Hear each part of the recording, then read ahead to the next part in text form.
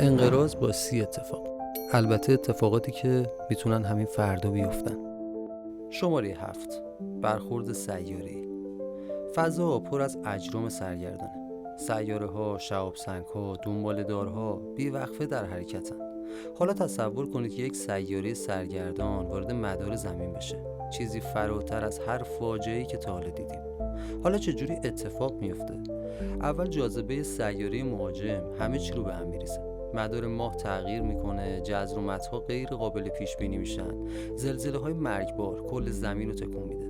بعد برخورد نهایی، انرژی آزاد شده که میلیون ها برابر قدرتمندتر از تمام بمب های تاریخ بشره. قاره ها ذوب میشن، جو از بین میره و زمین به توده‌ای بیجان تبدیل میشه. و این بار نه فقط انسان بلکه کل حیات توی یک لحظه محو میشه.